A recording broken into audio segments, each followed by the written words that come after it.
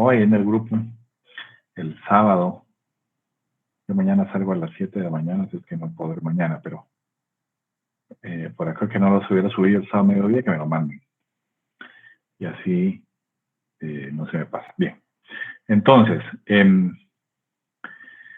voy a repasar, vamos a repasar rápidamente la...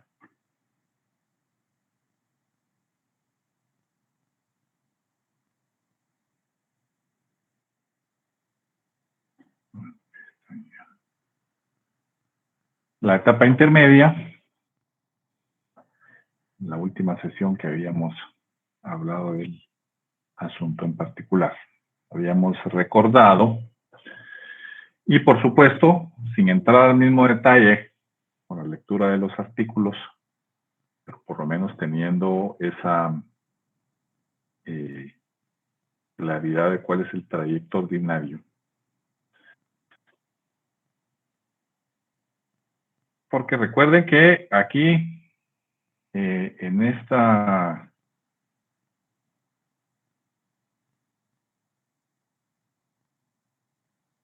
Ahí está, ahora sí.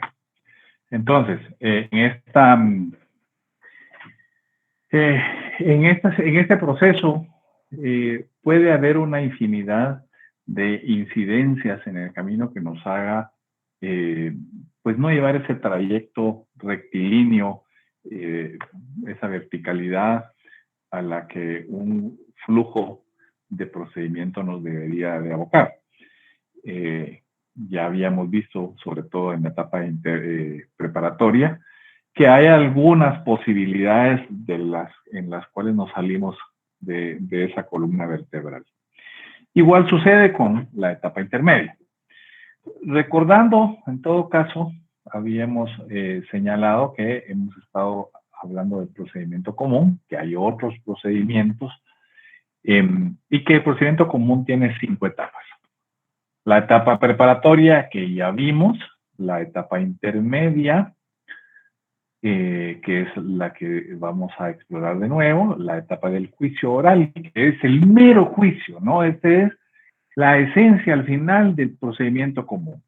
Porque si en efecto ha habido un acto que pueda revestir características de hecho delictivo y podemos vincular a una persona y tenemos los elementos suficientes para probarlo, entonces el procedimiento común nos conducirá a través de los sujetos procesales desde la etapa intermedia, con la fiscalización del juez de primera instancia, tanto en la etapa preparatoria como en la etapa intermedia, hasta llegar al juicio oral, en la que con otro tribunal, que ya vimos que es un tribunal colegiado, vamos a sustanciar y a tratar de encontrar la verdad real de los hechos.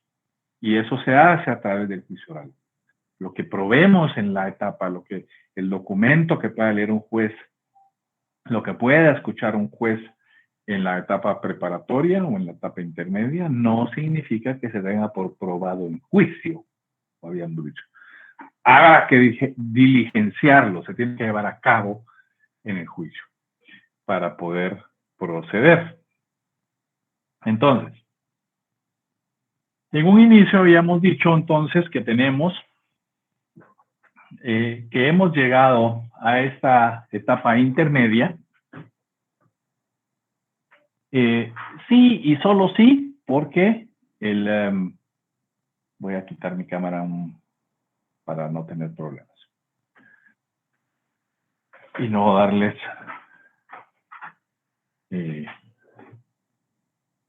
una mala imagen por la posición que juega la cámara. Entonces, decíamos pues que nosotros hemos llegado hasta acá, a la fase intermedia, porque hemos recorrido inicialmente la etapa intermedia en la que el Ministerio Público, después de haber realizado la investigación, concluye con que debe acusar y debe consecuentemente solicitarle al juez la apertura del juicio. Esa apertura del juicio, por supuesto, tiene que estar sustentada. Tiene que haber suficiente fuerza legal, suficiente vinculación en los hechos para proceder. Entonces, esa solicitud que el fiscal formula, en la que se contiene la acusación y que se pide la apertura a juicio, habíamos dicho que tiene inicialmente por efecto ligar a una persona contra quien se está emitiendo eso. Entonces, digamos que si se emite el auto de procesamiento, se emite en contra de una persona. Porque hay una persona que tiene que estar vinculada al proceso, a diferencia del proceso civil, en la que no necesariamente la etapa concurre por la certeza o incerteza de lo relacionado por el demandante. En este caso, el proceso nos lleva a pensar que en efecto, en esa etapa intermedia, hemos discutido lo suficiente sobre la culpabilidad de una persona y hemos encontrado que de verdad hay elementos necesarios como para entender que podríamos vincular a una persona a un juicio, ¿no? Y que con esos elementos que hemos encontrado podríamos proceder a llevar a cabo el mismo. Eso, por supuesto, estará finamente fiscalizado por el juez de primera instancia, tanto en la etapa, y reitero, tanto en la etapa preparatoria como en la etapa intermedia. Teniendo entonces la acusación del Ministerio Público y la apertura a juicio, en la que se vincula a esa persona con ese efecto en particular, y una vez vinculado, como habíamos dicho y reitero, nos da también la posibilidad de hacer uso de recursos, de tener los derechos y las obligaciones que el proceso le otorga a las partes, incluyendo poder ser demandado civilmente. Y teniendo esa acusación, pues debe de procederse con la audiencia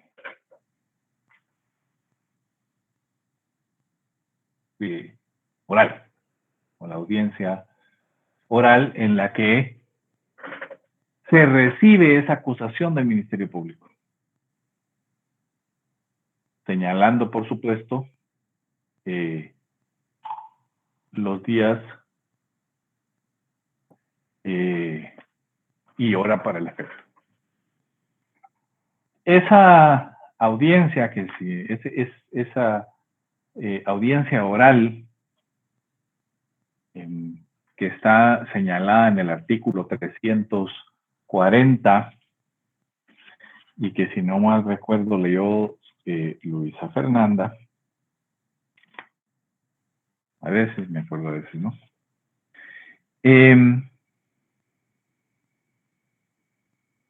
Tiene como fin, tiene como objetivo que se discuta si está bien o no está bien lo que dice el fiscal.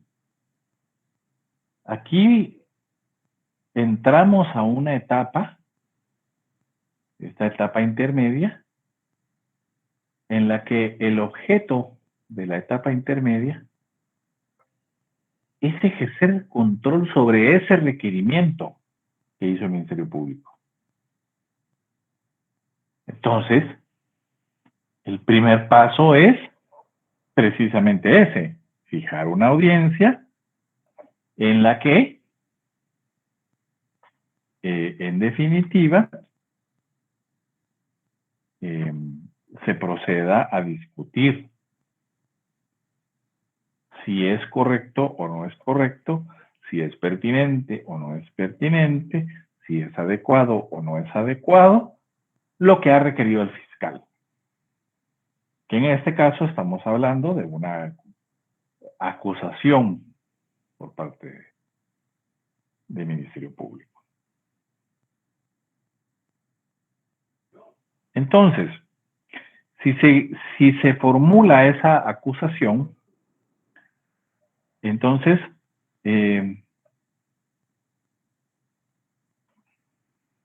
lo que se discute o para lo que van a ser convocados a discutir es si las pruebas que el Ministerio Público pretende ofrecer son suficientes, son pertinentes, son adecuadas para demostrar en el debate una culpabilidad.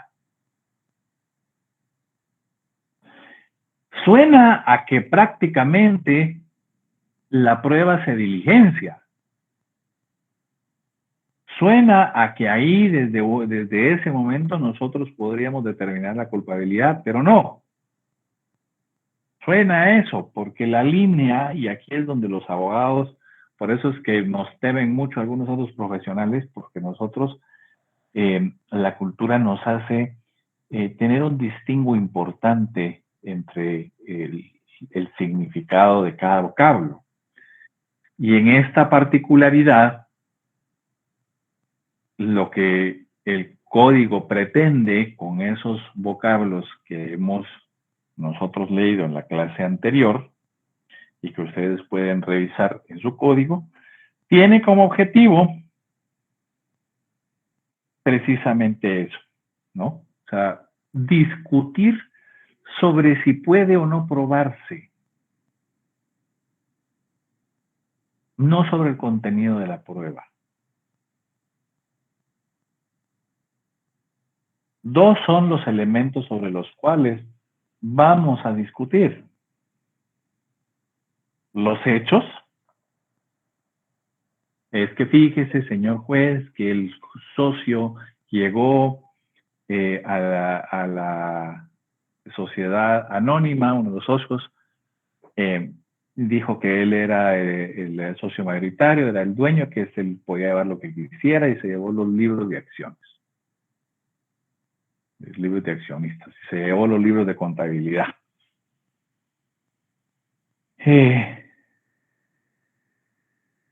Esos son los hechos que plantea el Ministerio Público.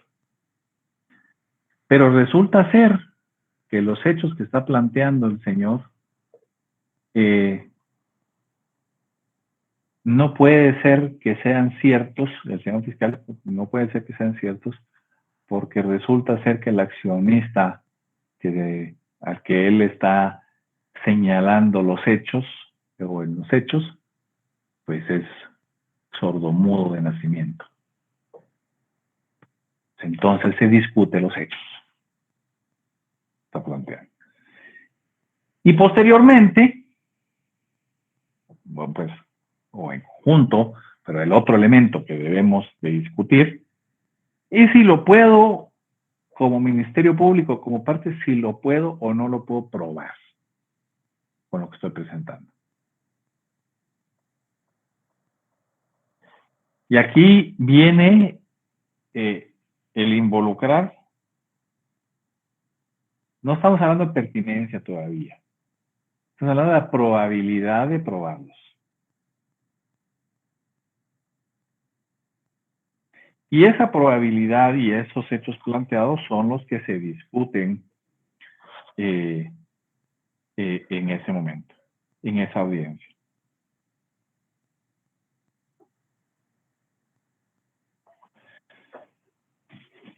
¿Estamos bien hasta acá? ¿Alguna duda, reclamo, dolor, cuestionamiento? Estamos bien, licenciado, por mi parte, no sé los demás. Muy bien, gracias. Muy bien, Lic. Ronnie, adelante, por favor. Gracias, licenciado. Me pareció muy interesante cuando mencionó la parte del proceso civil. en comparación con el proceso penal, cuando dijo que en el proceso civil puede ser que sí o no tenga la razón el demandante, mientras que en el derecho procesal penal debe de demostrarse esa culpabilidad a través de pruebas, etcétera.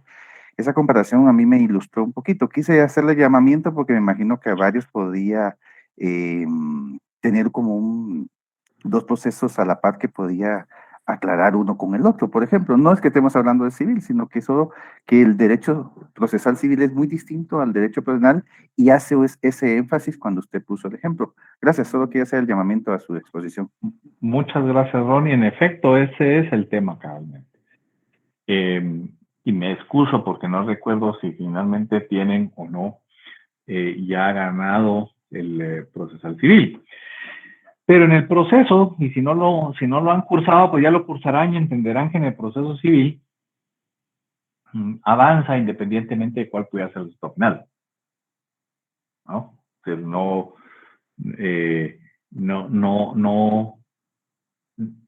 en el derecho penal estamos vinculando a la persona. Tenemos que vincular a la persona para avanzar. Tienen que haber elementos que nos hagan tener cierto grado de certidumbre en la vinculación entre la persona y los hechos. Si no llegamos a tener ese pequeño grado de certidumbre, no podemos pasar. En el proceso civil no es así. En el proceso civil, el juez analiza todos los hechos, todos los argumentos, hasta que se finalice, o hasta que se llegue a la etapa o al momento de que se encuentra en estado de resolver. Después de la vista, los 15 días que le da el proceso civil al juez, en el caso del ordinario, para pensar, analizar todo el proceso y ahí resolver. En este caso no. En este caso estamos provocando que se analice, que se investigue y que se audite entre en estas etapas hasta llegar al juicio oral. Entonces es importante verle esa diferencia, porque sí tenemos que tener esa vinculación que no tiene que ser necesariamente la culpabilidad probada, pero sí la posibilidad de tener esa vinculación para poder avanzar. Entonces, cuando se discute en esa audiencia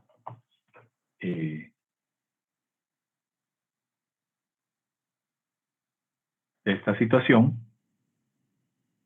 que deberá, habíamos hablado, que caminar o que sustanciarla o que llevar un orden,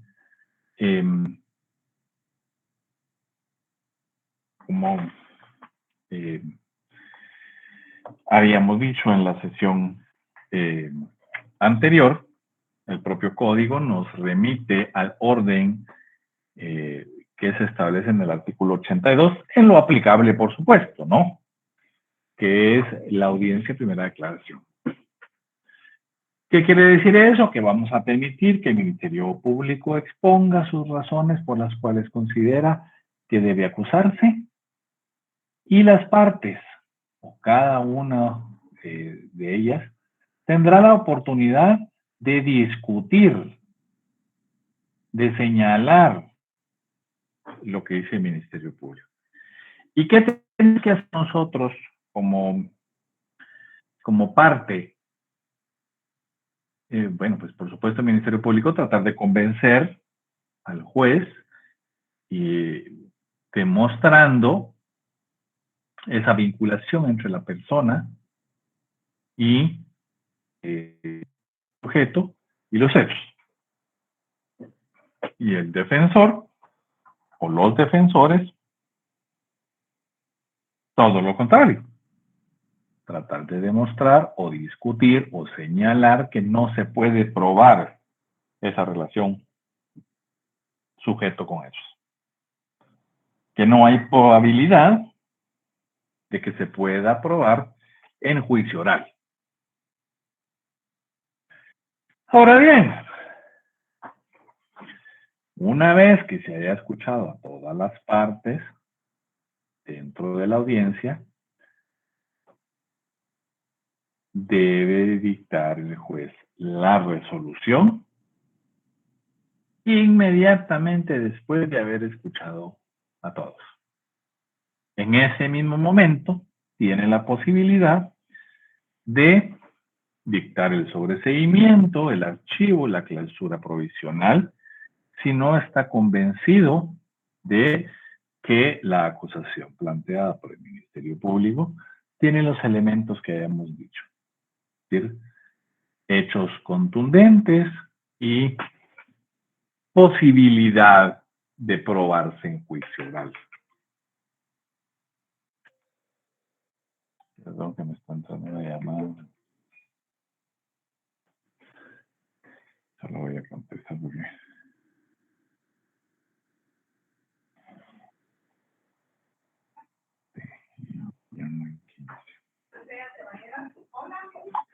Entonces, esas posibilidades son las que nos da el código. Si no se ha llegado a esa posibilidad, a ese nivel de certeza o de certidumbre sobre ello, entonces, de acuerdo al caso en particular que corresponde a cada uno de ellos, puede dictar sobreseimiento, archivo, clausura provisional. Y en todo caso, en última instancia, se podrá, si sí se ha logrado y si se ha tenido ese grado de certidumbre, provocar la apertura al juicio, resolver la apertura al juicio. Y una vez que se ha dictado la resolución dentro del cual o dentro de la audiencia que hemos señalado, la resolución debe continuar a través de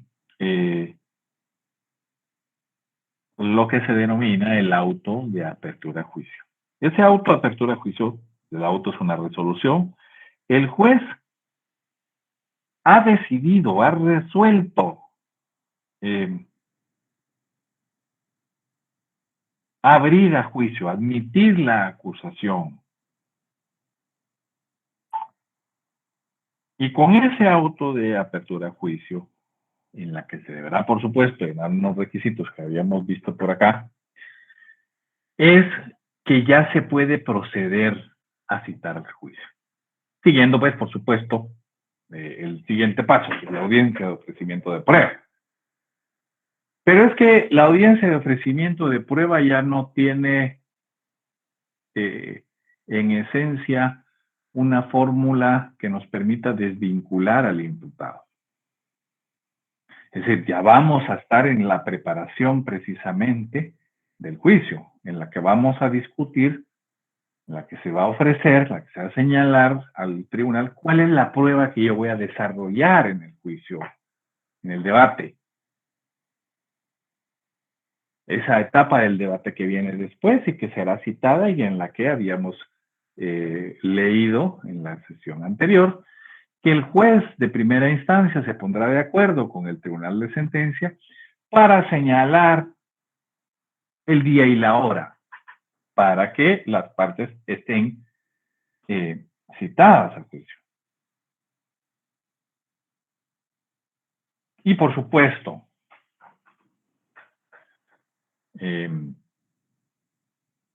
y reitero, el paso con un paso previo que es la audiencia de ofrecimiento de prueba.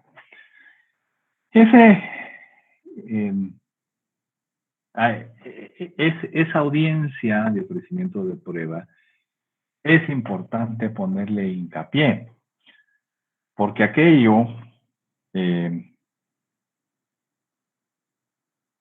cuyo objeto es la audiencia, consiste en la identificación adecuada y la forma en que se llevarán a cabo los medios de prueba y con qué o bajo qué o qué hecho o circunstancia se pretende probar con ese medio de prueba.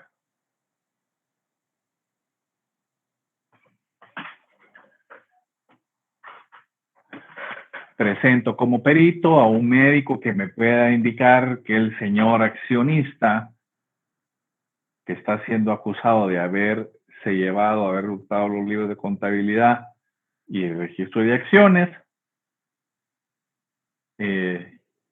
ha nacido sin la posibilidad de hablar, por lo cual se desvirtúa el hecho que él llegó con lujo de fuerza a gritar, y lo que decía el tribunal, que decía el fiscal del Ministerio Público, el agente fiscal, que llegó a gritar y que amenazó y que, o que tal vez no tenía manos, o que sea, no sé. O sea, la idea es eso, o sea, ofrezco tal medio de prueba, ofrezco el peritaje tal para probar tal cosa o para desvirtuar el hecho que pretende probar el fiscal.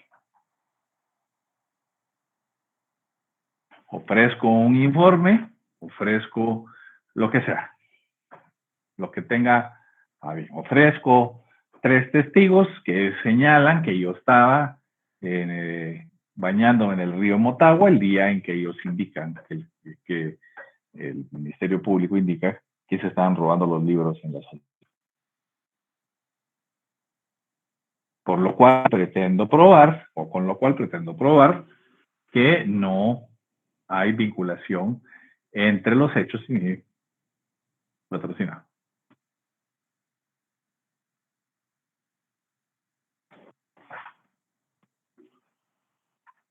¿Alguna duda hasta acá? ¿Me estoy dando a entender? Licenciado, buenas noches. Sí, adelante. Solo con una duda. El juez que conoce la acusación es un juez de primera instancia. Es correcto. Y después, ¿cuándo es que lo conoce el tribunal de sentencia? Ahí se desliga el juez de primera instancia. El juez de primera instancia, en ese paso 6 que tú tienes en pantalla, en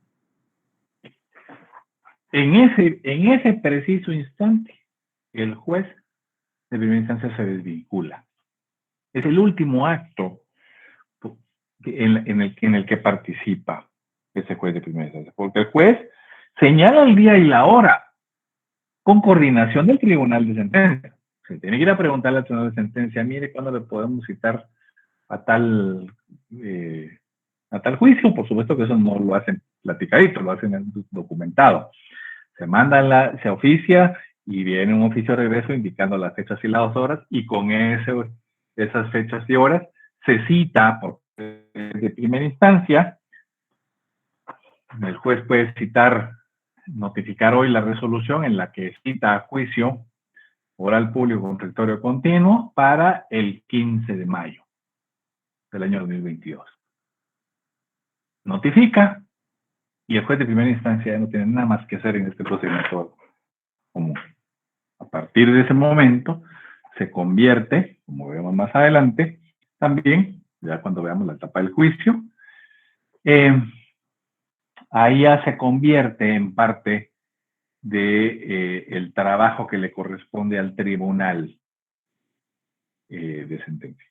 El juez de primera instancia, etapa preparatoria y etapa intermedia, es el mismo juez de primera instancia el que debe de fiscalizar y debe controlar el proceso. ¿Te lo he explicado bien, Armando? ¿O te dejo con la duda? Sí, está bien explicado, licenciado. Muchas gracias. Muy bien, a tus órdenes. Entonces, con eso,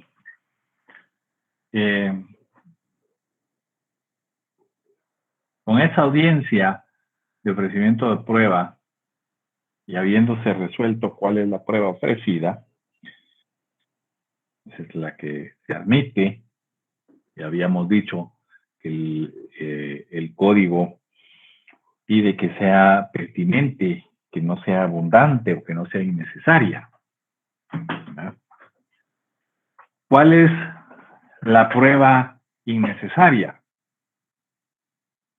La prueba en ese mismo caso en la que estamos diciendo que un socio llegó y se llevó los libros y yo como defensa pretendo probar que era de día a través de un peritaje que haga el INSIBUME indicando que amaneció a las 6 de la mañana.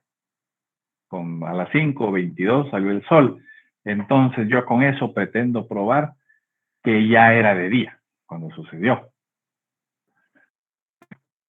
Si en los hechos no se discute si es de día o es de noche, ese aspecto es innecesario probarlo. No hace falta. Es irrelevante para el caso si es de día o es de noche. Salvo, por supuesto, puede demostrarse o que deba demostrarse porque el tipo de delito por los agravantes, la nocturnidad sea un tema importante, ¿no? Pero en el caso en particular que estoy proponiendo, por supuesto, tiene como objetivo hacer ver que es innecesario demostrar si es de día o es de noche. ¿Cuál es la prueba abundante? La prueba abundante es presentar 600 testigos para un hecho, cuando puede bastar con 3 o puede bastar con 2. Cuando tengo 3 peritos que me dicen o hacen el análisis propuestos por una misma parte, que hacen el análisis sobre los libros contables. O si tengo, si con 2 tipos de prueba, si hay una prueba, si hay un medio de prueba que es contundente y con otro yo abundo.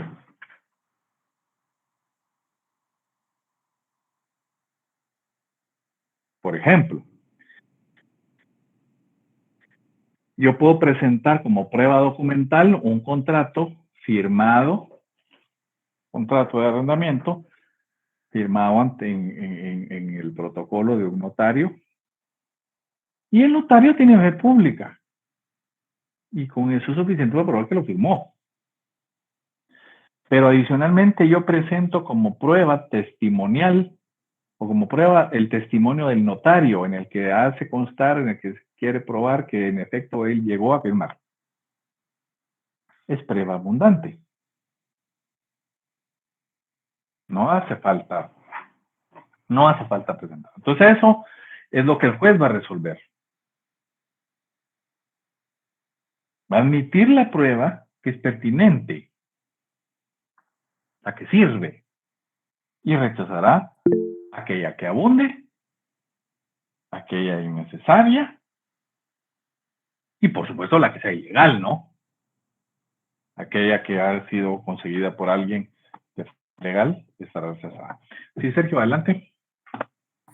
Licenciado, buenas noches. Con una consulta, al hablar de que estamos revisando la prueba, también se presentan las pruebas de descargo y también son, ¿cómo se llama? Aprobadas, digámoslo desde ese punto de vista, las pruebas de descargo, ¿verdad? Es correcto. Es correcto. Todos los derechos en el proceso son para las dos partes. Y hay pruebas para la acusación y hay pruebas que, por supuesto, yo presento para desvirtuar lo dicho por el tribunal. Y las dos son las que en ese momento se están ofreciendo, ¿no? Acuérdense que es diferente el ofrecimiento que el diligenciamiento. Aquí solo se están ofreciendo y se discute si es pertinente o no es pertinente. Y en dado caso, licenciado, de que le pongo, por ejemplo, la prueba, yo no tengo el documento, digamos, pensemos en una situación donde yo no tengo el documento todavía donde puedo desvirtuar una prueba de la que están utilizando para acusar a mi defendido. Pero cuando ya se ha iniciado el juicio, encuentro ese tipo de prueba que me puede ayudar a desvirtuar lo que está presentando el MP en contra de mi patrocinado. eh, ¿Cómo puedo presentar esa prueba o ya no la puedo presentar? Tú estás pensando en el derecho civil. Te voy a explicar por qué. Y esa es una muy buena pregunta. Porque en realidad, en el derecho civil, tú dependes de que alguien, de conseguir la prueba documental. Lo primero que tienes que tener claro es que se diligencia la prueba ofrecida. Si se ofrece y es aceptada por el juez, se diligencia. De lo contrario, no. No puede ser diligenciada en el juicio. Eso es lo primero que tienes que tener claro. Segundo, tienen que tener claro que si hay alguien que tiene en poder un documento dentro de la etapa de investigación, un documento, una opinión, una cosa, dentro de la etapa de investigación, que es la etapa preparatoria, ustedes le pueden pedir como defensa al Ministerio Público que lo vaya, que la vaya a traer. Se me fue la palabra ahorita, hombre. Tiene una palabra especial. Pero el punto es a secuestrar.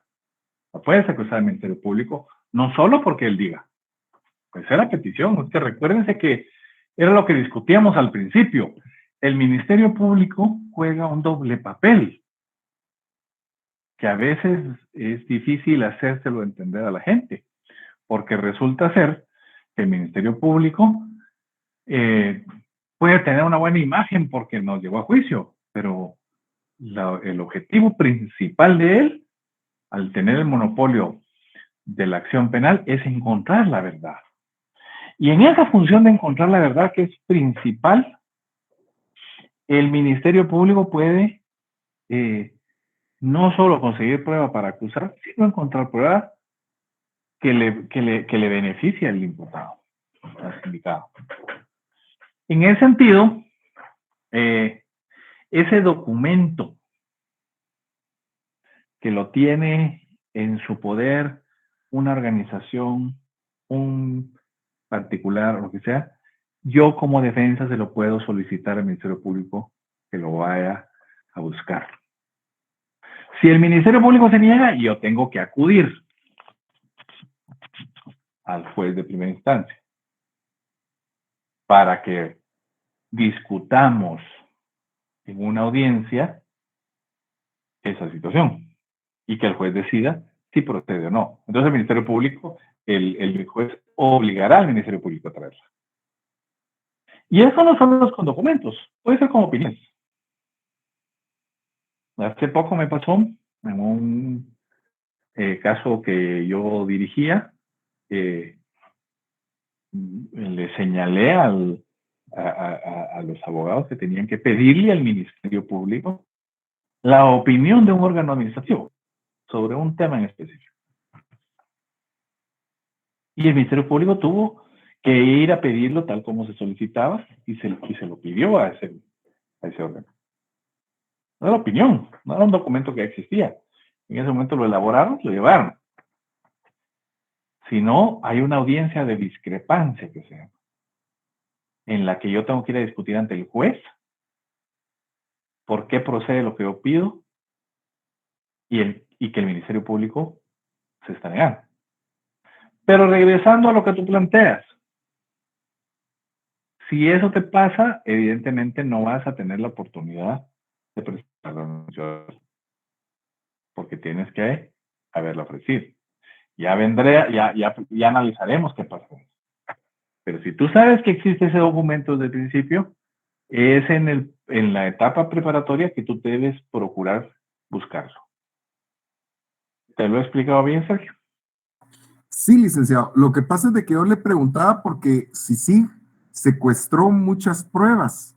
Y una de las quejas que yo escuchaba de varios abogados que estaban defendiendo a personas era de que el MP y CICIG no compartían las pruebas. Le pongo, por ejemplo, las computadoras que habían secuestrado y la documentación que habían secuestrado no aparecía o algo por el estilo. Y entonces muchas de esas personas no contaban con las pruebas para poder descargar algunas de las acusaciones que les estaban haciendo.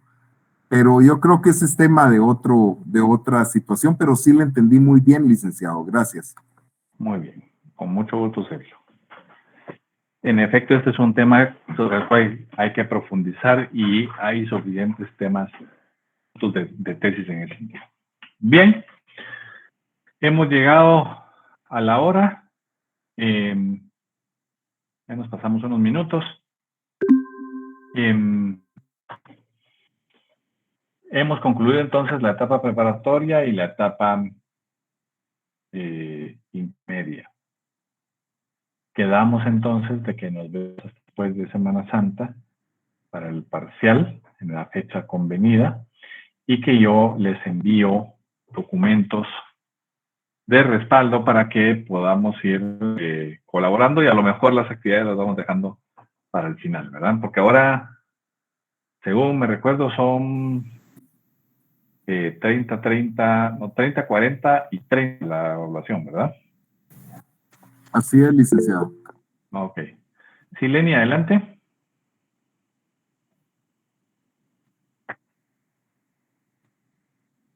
No creo que no tienes el micrófono puesto, Leni.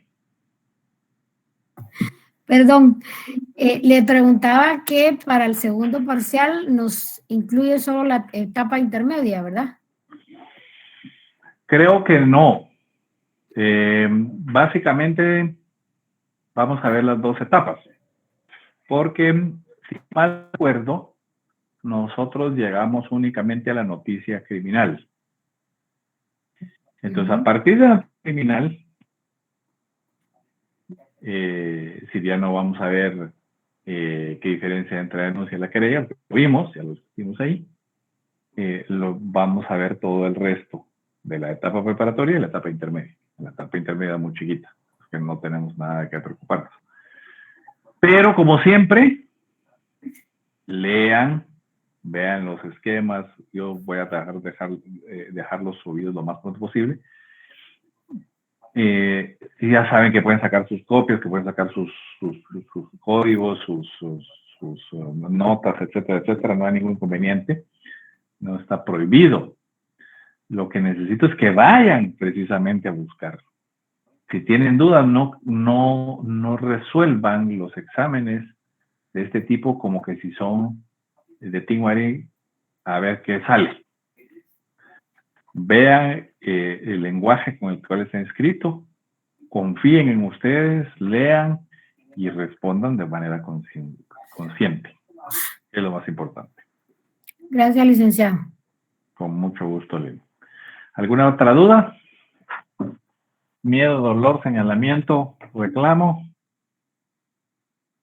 Si no es así, les deseo entonces una muy feliz noche, un muy feliz fin de semana, unos buenos exámenes y una buena Semana Santa. Una buena. Gracias, licenciado. Gracias, licenciado. Que Gusto siga mejor. saludarles. Muy feliz noche. Muchas gracias. Gracias, licenciado. Feliz noche. Gracias, Buenas noches, igualmente.